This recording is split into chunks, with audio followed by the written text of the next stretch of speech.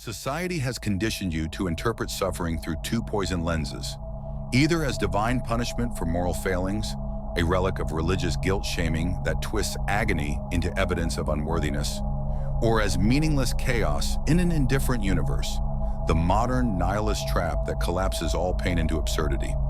This double bind is psychological quicksand. You're tormented first by the suffering itself, then doubly crushed by the frantic scramble to escape it through dopamine distractions, scrolling, shopping, status chasing, or spiritual bypassing. Just think positive. But Arthur Schopenhauer, the 19th century philosopher who stared into life's abyss with unmatched courage, shattered these delusions with a hammer blow insight.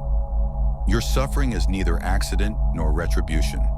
It is the will to life, Wille zum Leben, the blind, ceaseless cosmic force driving all existence, roaring through your nervous system like electricity through a frayed wire.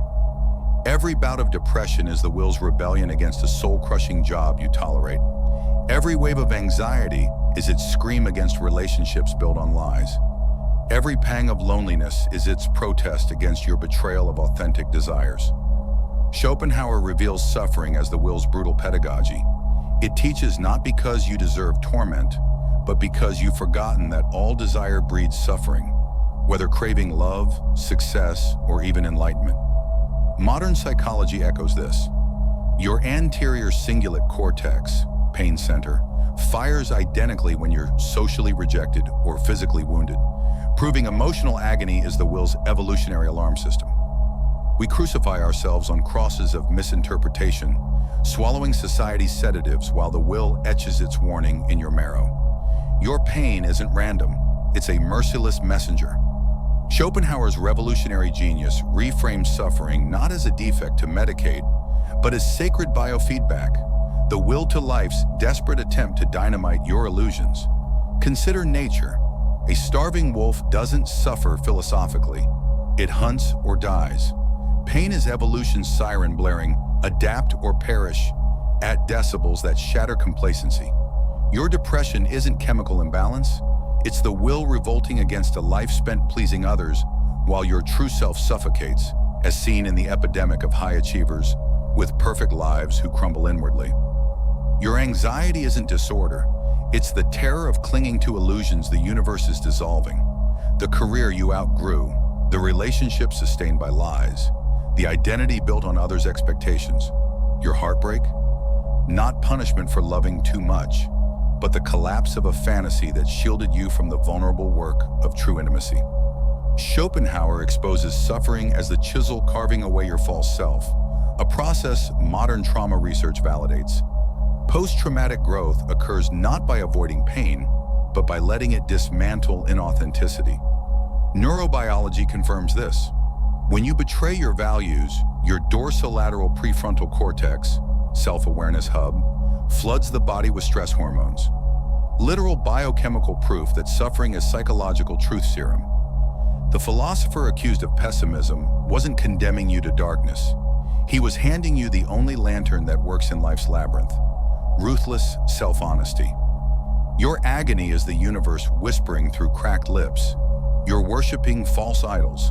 That career, that person, that version of yourself. Release them or bleed out slowly.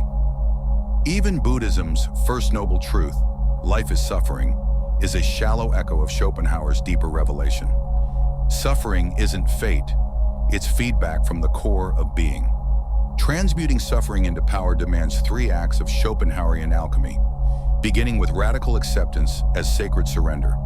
When grief claws at your throat or panic crushes your chest, declare, "This too is the will."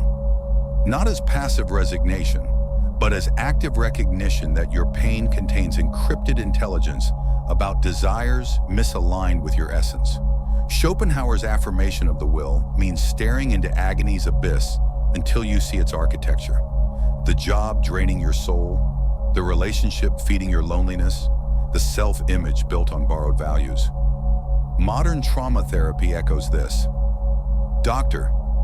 Gabor Mate's work proves suppressed pain manifests as illness, your body screaming what your mind denies. Second, aesthetic transcendence through primal creation. Schopenhauer saw art as humanity's only temporary liberation from the will's tyranny. Don't just paint, rend canvas with charcoal and coffee grounds, howl poetry into thunderstorms, sculpt clay with bleeding knuckles. This isn't art therapy, it's ontological rebellion. Like Beethoven composing masterpieces while deaf, you channel raw will into forms that momentarily suspend its craving. Neuroscience confirms why. Flow states during creation flood the brain with anandamide, the bliss molecule, silencing the default mode network where suffering festers.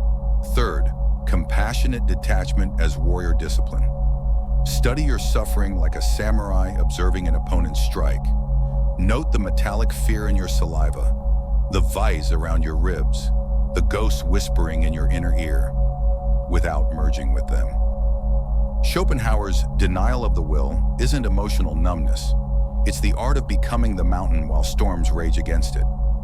Practice via Schopenhauer's mirror drill. During panic attacks, stand naked before a mirror, gaze into your dilated pupils and whisper, "I am not the storm, I am the sky." This dissolves identification with temporary agony. Suffering ceases to be your master. It becomes the forge where your sovereign self is hammered into being. The culmination of Schopenhauer's philosophy isn't happiness. It's invincible serenity forged in suffering's crucible. Imagine two warriors. One trembles at approaching footsteps, the other smiles as blades clang against her armor. Your pain trains you for this second mastery through daily rituals of applied pessimism. Not despair, but strategic preparation for life's brutality. When betrayal cuts deep, whisper, "More will, less illusion," and dissect the wound. What does this reveal about their fragility? My misplaced trust? The lie I told myself? This transforms victimhood into forensic wisdom. When failure crushes you, perform Schopenhauer's deathbed audit. Project yourself to your final hour. Will this setback matter then? Feel the weight evaporate as poisoned ambitions release their grip. Ancient Stoics called this premeditatio malorum. Schopenhauer weaponized it as emotional anti-fragility. Modern data validates this. Navy SEALs who visualize worst-case scenarios develop neural plasticity in the insular cortex, enhancing pain tolerance by 300%. But Schopenhauer's crown jewel is holy indifference, the ability to greet agony with detached curiosity. Practice via the ice and ember ritual. Hold ice until it burns, physical pain. Then journal about heartbreak, emotional pain. Alternate until you laugh at the absurd similarity.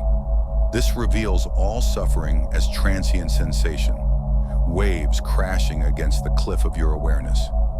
You emerge not numb, but unbreakable. Like Schopenhauer himself, who played flute daily amidst Europe's revolutions, his tranquility unshaken by external chaos. This is the ultimate transfiguration, where suffering ceases to be something that happens to you and becomes the fire where you rediscover your diamond core.